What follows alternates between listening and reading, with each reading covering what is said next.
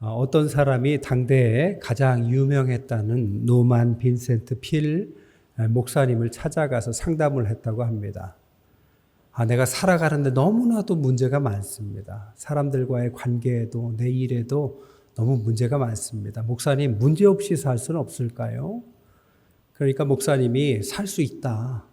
그런 사람들이 모여 있는 것이 있다 하면서 데리고 가더랍니다. 그래서 교회 뒤편을 가니까 무덤이 있는 거예요.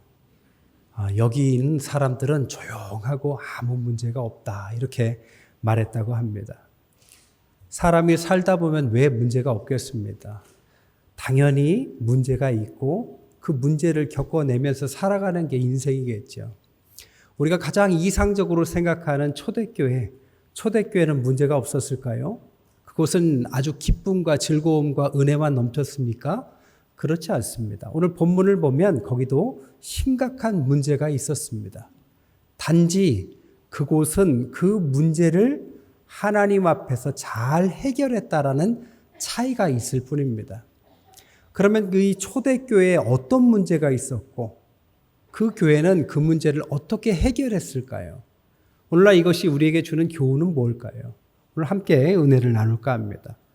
제일 먼저 그들에게 있었던 것은 분열의 문제였습니다. 1절에 보니까 그때 제자가 더 많아졌는데 헬라파 유대인들이 자기의 과부들이 매일의 구제에 빠짐으로 히브리파 사람들을 원망했다. 사람들이 수천 명이 한꺼번에 들어왔습니다. 사람들이 부흥을 했어요.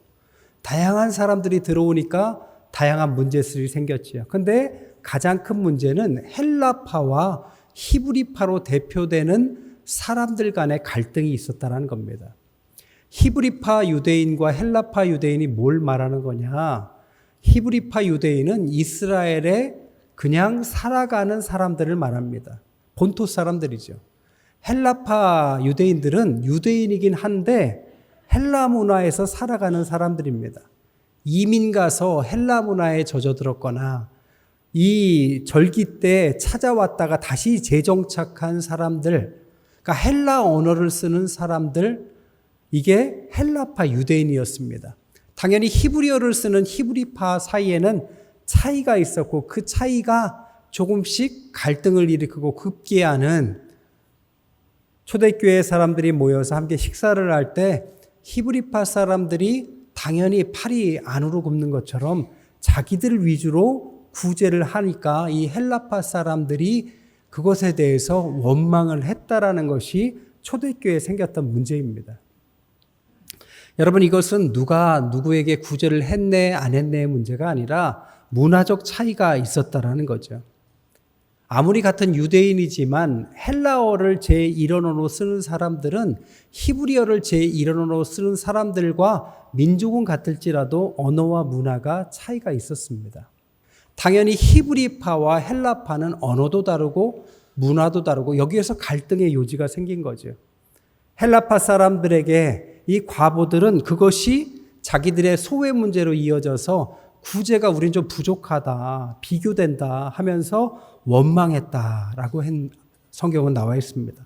이 원망이라는 단어, 공기스모스라는 단어는 오늘날로 말하면 조용히 뒤에서 말하다 이런 뜻입니다. 한마디로 뒷담화를 했다라는 거죠. 우리는 왜 이렇게 조금밖에 못 먹어 하면서 뒤에서 수군수군 하기 시작했고 이것이 이 많아진 숫자의 교회에 있는 분열과 문제의 원인이었다라는 것입니다. 문제가 뭐냐? 구제의 주체가 다수였던 히브리파에게 있었기 때문에 일어난 문제라는 것입니다. 여러분, 문화가 다르면 생각이 달라요. 문화가 다르면 생각이 다릅니다. 누가 옳고 그러서가 아니라 생각이 다른 거죠. 크리스찬 10대, 20대에게 200명에게 설문조사를 해봤어요. 한국 교회에 대해서 어떻게 생각하느냐. 기성, 한국의 어르신 세대가 세운 한국 교회에 대해서 어떻게 생각하느냐.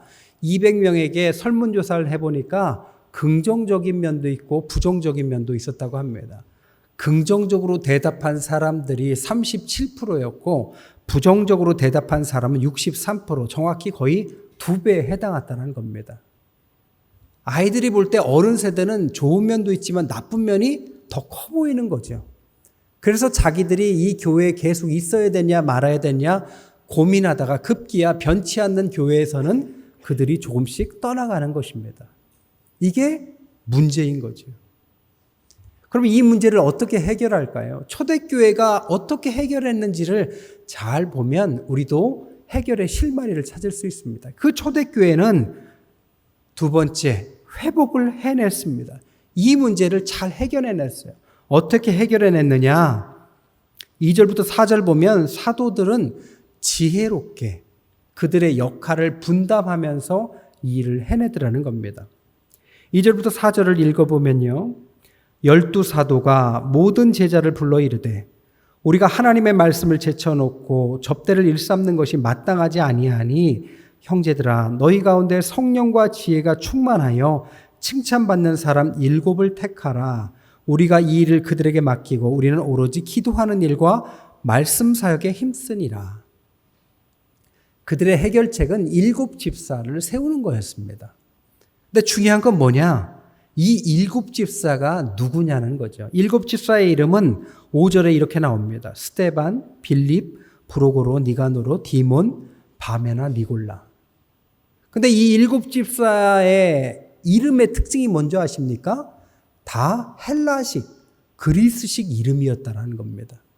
그러니까 이 문제를 해결하기 위해서 7명의 집사님들을 세웠는데 그 집사님들이 전부 다 히브리파가 아니라 헬라파 유대인들을 세웠다는 거죠.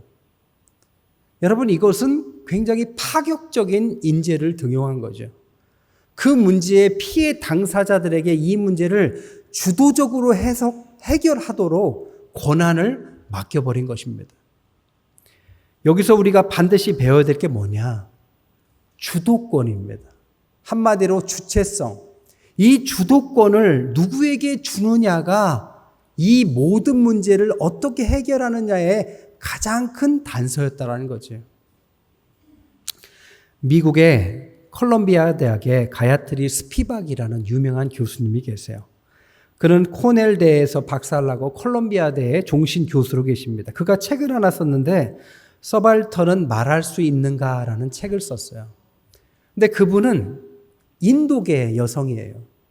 인도계 여성인데 공부를 잘해서 미국의 아주 좋은 대학의 종신 교수까지 되셨어요. 근데 그분이 주장하는 학문, 평생 연구한 것이 뭐냐? 자기 나라와 같은 식민지를 겪었던 나라들의 애환, 문제들을 해결하기 위해서 애쓴 훌륭한 분입니다. 식민지를 겪었던 나라들의 어려움들을 해결하고 그 모든 문제들을 해결하기 위해서 사회학자로 연구를 한 것이 그분의 연구예요. 그분은 또 여성으로서 여성의 인권을 위해서도 최선을 다했던 훌륭한 학자였습니다. 그분이 서발턴은 말할 수 있는가의 서발턴은 누구냐? 바로 큰 나라의 식민지를 겪었던 어려운 나라들, 제3세계의 나라들, 그 나라 중에서도 좀 능력 있고 부유한 사람이 아니라 어렵고 하류 계층에 속한 사람들, 그 중에서도 남자보다는 여성, 이것을 통칭해서 하나의 상징 언어로 서발턴이다라고 지칭을 했습니다. 그러니까 그가 말한 서발턴은 이 땅에서 가장 연약하고 약하고 자기 표현을 하지 못하는 피해받는 사람을 말하는 거죠. 그 사람들을 위해서 평생 학자로 애썼습니다. 근데 어느 날 자기 자신을 돌아보게 됐어요. 평생 이렇게 연약한 사람들을 위해서 그들의 목소리를 대신 내주는 일에 앞장섰던 학자가 어느 날 이런 질문을 갖게 됐습니다. 내가 그들을 위해서 열심히 변호하고 그들의 어려움을 설명해주고 이 땅에서 그들의 인권을 위해서 애썼는데 내가 이 서발턴이라고 해당하는 이렇게 어려운 사람들 하에 생각과 말을 그대로 전하고 있을까?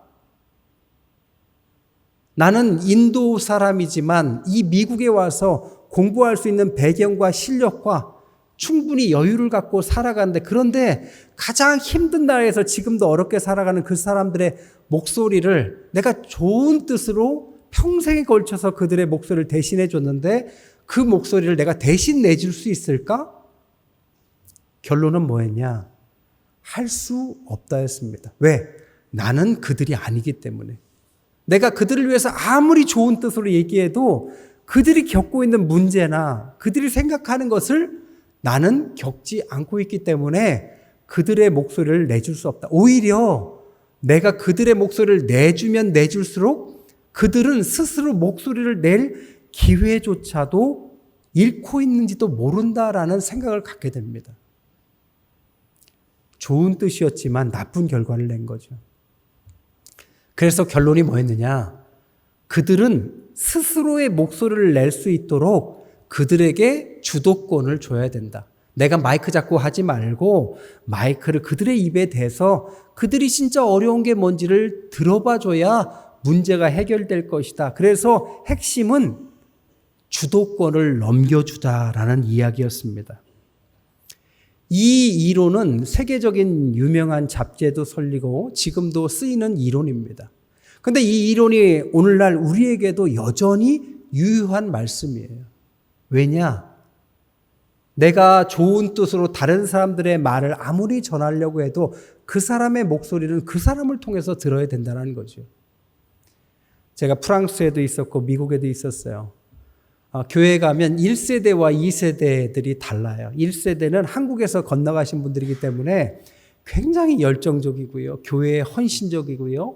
헌금도 많이 하시고 정말 희생적입니다. 근데 2세대들은 1세대들이 볼 때 조금 탐탁지 않아요. 그러니까 자기들만큼 하진 않아요. 그래서 항상 어떤 일이 일어나느냐.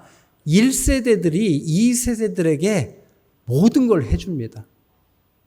예배초도 만들어주고 사역자도 보내주고 수련회를 가면 수련회 모든 것들도 다 해줘요. 그래서 차려진 밥상에 가서 은혜만 받아라 이런 식입니다. 그럼 어떻게 될까요? 그것이 좋은 것 같지만 점차적으로 2세대들이 자기 목소리를 내도 1세대들이 들어주질 않아요. 내가 좋은 걸 줬으니 그대로만 하면 돼. 2세대들의 목소리가 들리지 않습니다. 결과적으로 2세대들이 어떻게 하느냐? 교회를 조금씩 떠나기 시작합니다. 왜? 자기들의 목소리가 반영되지 않으니까요. 좋은 뜻으로 해줬지만 결과는 좋은 것이 아니었어요. 왜? 주도권을 주지 않았기 때문입니다. 1986년부터 미국을 중심으로 해서 이 유학생 선교회 집회가 있었어요. 이것을 코스타라고 합니다. 북미 유학생 선교를 위해서 만들어진 단체입니다. 처음에 200명의 유학생들을 대상으로 한국의 유수의 목사님들과 사역자들이 가서 집회를 해줬어요. 1986년부터 오늘날까지 40년 넘게 이 집회는 계속 이어져 왔습니다. 이 집회를 통해서 많은 젊은이들이 회심했고 사회적 지도자들로 신앙인들 가운데 지도자들로 거듭났어요. 좋은 집회죠. 그런데 40년이 지났는데도 불구하고 아직도 이 집회의 주도권은 어른들이 갖고 있습니다. 목사님들이 기획하고 아이들에게 묻지를 않아요. 어디서 할지, 무엇을 할지, 헌금을 어떻게 모을지 다 어른들이 합니다. 제가 생각할 때 좋은 집회지만 지금 40주년 지났지만 100년이 지나도 변하지 않을 것 같아요. 그럼 이 세계적으로 다 이러느냐? 한국만 이렇습니다. 미국 교회 같은 경우에는 젊은이들이 한 회, 두 회 정도 지나면 어른들에게 요구해요. 지금부터는 우리를 위한 집회니 우리가 좀 주도하고 싶습니다. 참여하고 싶습니다. 강사 선정부터 장소부터 하나하나 해보면 미숙해요. 시행착오도 겪습니다. 그런데 시간이 지나면 점차 그들의 문화를 반영한 좋은 집회가 탄생합니다. 여러분, 한국 교회, 우리 교회는 어떻습니까?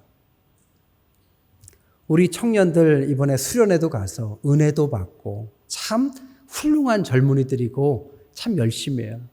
하지만 저는요, 저희 교회만이라도 저희 청년들이 좀 주도적이었으면 좋겠어요.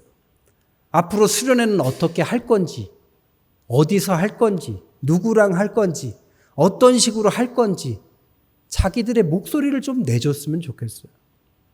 그래서 어른 세대가 도와줘야 될 것을 요청하고 자기들이 주체성을 가지고 주도적으로 무엇을 해서 어떻게 이 젊은이들의 문화들을 받아들여서 새로운 시대에 맞게 세대 교체를 해갈 건지를 요청했으면 좋겠습니다. 왜? 초대교회가 그렇게 했기 때문입니다. 이것이 성경적인 것입니다. 성경은 굉장한 독립을 요구합니다.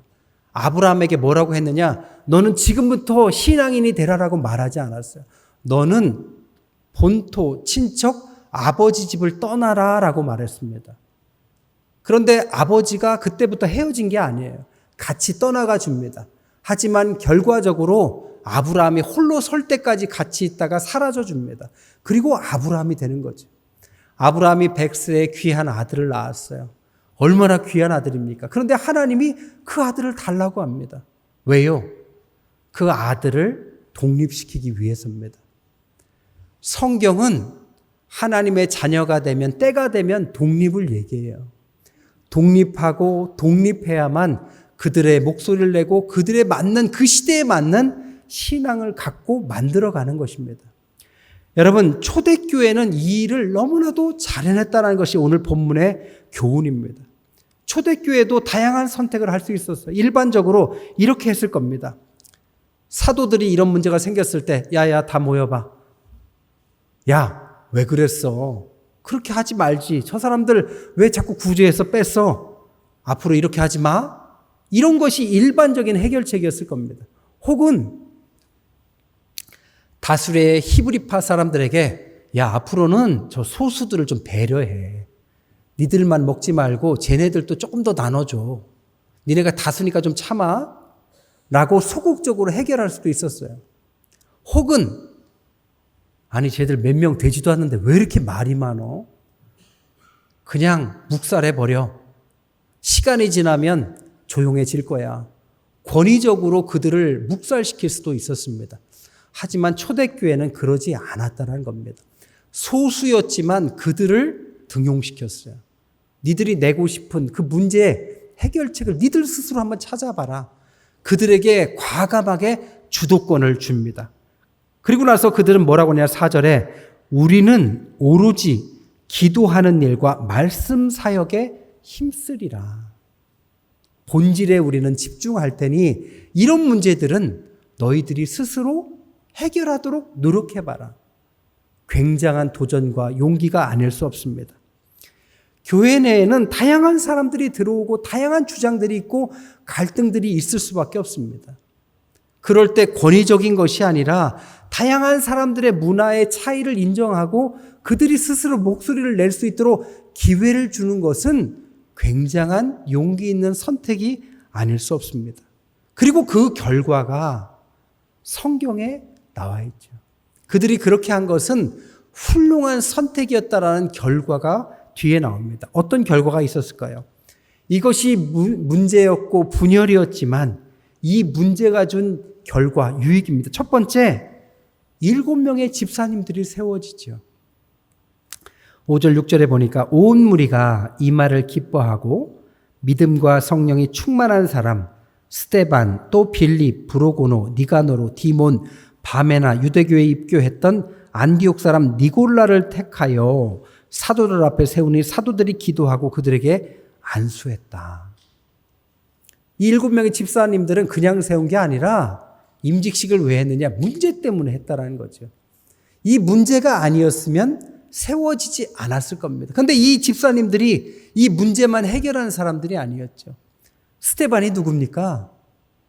7장에 가서 보면 사람들에게 복음을 설파하다가 순교당하신 분이죠. 이 순교 덕분에 누가 세워집니까? 사도 바울이 세워집니다. 또한 빌립 집사님 누굽니까? 사도행전 8장에 나오죠. 순교 때문에 핍박당해서 흩어졌는데 빌립 집사님은 사마리아 땅으로 가요. 예루살렘과 온 유대와 사마리아와 땅끝까지 갈 거다라는 말씀에 따라서 그는 우연히 사마리아로 가고 거기에서 사마리아의 복음을 전하고 이디오피아, 그 당시에 땅끝이었던 이디오피아 내시를 만나서 저 아프리카의 이디오피아 사람들에게 복음을 전해서 현재까지 기독교 국가가 되는 영광을 이 집사님들을 통해서 일어난 것입니다. 한마디로 6장이 없었으면 7장도 8장도 있을 수 없었다는 겁니다. 두 번째, 이 문제 때문에 헬라파와 히브리파가 더욱 하나가 됩니다.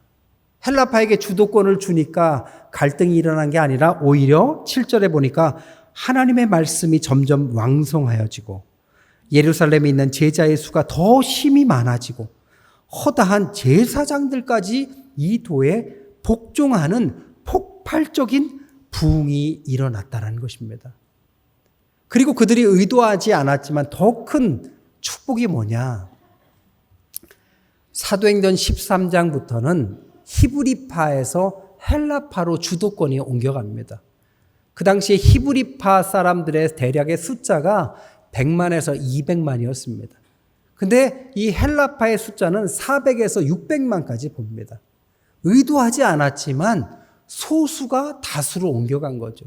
주도권을 헬라파에게 주니까 헬라파는 당연히 헬레니즘 문화를 가지고 로마와 전 세계로 흩어진 사람들인데 그들의 언어를 가지고 각 나라로 흩어져서 복음을 전해서 땅끝까지 세계로 복음이 전해지는 이 전략 아닌 전략이 펼쳐지더라는 겁니다.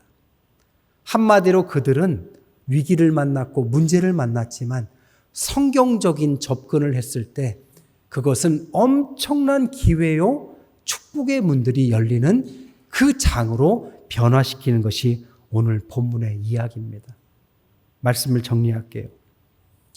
여러분, 문제가 꼭 문제는 아닙니다. 만약에 이런 구제 문제가 실제적으로 발생하지 않았다면 스데반의 순교도, 사도 바울의 등용도, 이디오피아 내시의 전도도, 바울의 열쇠권의 성경도, 땅끝까지 세계의 전도가 되는 일들은 요원한 일이었을 것입니다.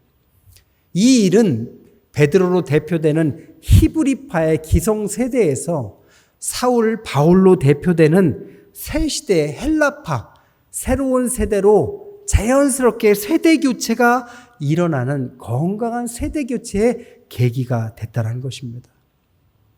앞에서 저는 노만 빈센트 필 목사님에게 찾아와서 문제는 없습니까? 이렇게 물어봤던 사람들에게 무덤을 보여줬다고 말씀드렸어요. 그리고 나서 무덤을 본 사람들에게 이 노만 빈센트 필 목사님이 이렇게 말했다고 그래요. 모든 문제는 그 안에 자체적인 해결의 씨앗을 지니고 있습니다. 문제를 문제로만 본다면 그것이 진짜 큰 문제가 됩니다. 하지만 그 안에 하나님이 주신 기회와 또 다른 축복의 씨앗이 담겨 있다는 것을 깨닫는다면 그것은 여러분의 삶에 굉장한 축복의 기회가 될 것입니다. 라고 말했다고 합니다.